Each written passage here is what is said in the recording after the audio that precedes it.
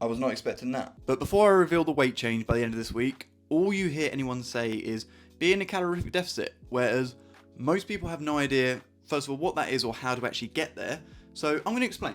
So the amount of calories you actually burn in a day is split into 4 different areas. The first of which is called your BMR, which stands for basal metabolic rate. Now essentially these are just the amount of calories that you burn just simply by existing while at sleep or complete rest. These actually amount to the most amount of calories you'll burn in a day, taking up around about 70% of total calorie expenditure. And then next we have NEAT, which stands for non-exercise activity thermogenesis. This sounds a lot more complicated than it actually is. It essentially is just any form of kind of movement which isn't exercise. This could be going to the fridge when you want a snack. It could be on your way to work. Any of these things where you just basically move. And then in total, this expends around about 15% of your total calories. Following that, you've got the thermogenic effect of food. Now, this sounds absolutely mental, but essentially, all it is just your body requires energy to be able to digest the food that you've eaten, and it is just the amount of calories your body burns whilst doing that. And that's why in the early 2000s you had all these housewives going around eating celery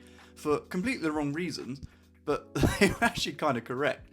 So essentially, whilst eating celery, you eat less calories than your body actually uses whilst digesting the celery. So you're at a calorific deficit just by eating celery, which is absolutely crazy. And this will equate to around about 10% of your total calorie expenditure in a day. And lastly, we have exercise activity thermogenesis. Kind of in the name, essentially this is your classic cardio. You're walking, you're running, any exercise you do outside the gym, dancing, having a special hug with your significant other, whatever you want to do. And now the reason in my first video I hesitated when I said, is cardio kind of overrated? And in the terms of calorie expenditure, yes, absolutely, because it actually only expends 5% of your total calories. However, it is super important to be able to exercise in your daily lifestyle for the mental health benefits, and most importantly, really for your heart, because your heart only gets trained through that way, and it is the most important muscle you have. If you're not doing any form of exercise, you will die. So let's try and avoid that, okay? So now let's calculate our maintenance calories. So here, all you do is type in BMR calculator on Google, first one that comes up, nice and easy, and you just fill out the information as is required. So here we go. So now you put in the calculation. So it gives you your daily BMR, which is, again, at sleep, going to be burning 1,973 calories. And then all of this is based on how much exercise you actually complete.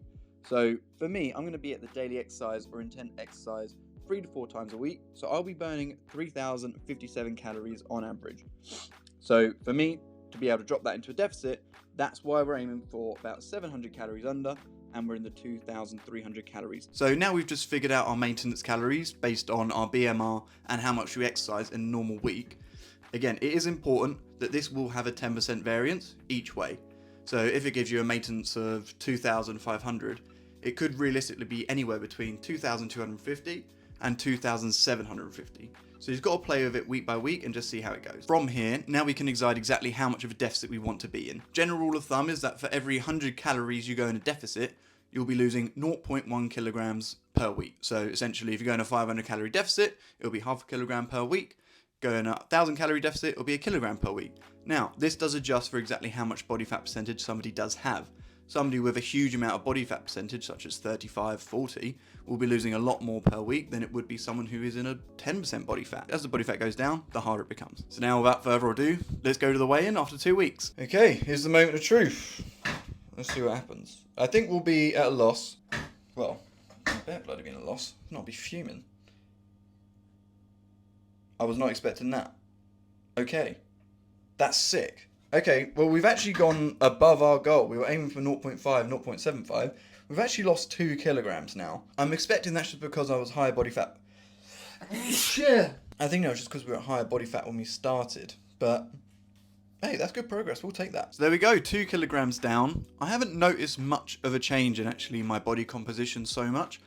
A small amount, but I think as we get closer to maybe 88, 87, that'll be where we are. So currently now at 92 kilograms. Thank you very much for watching though, everyone. Like and subscribe to keep in track with what's going on the upcoming weeks. I'll see you on the next one. Bye.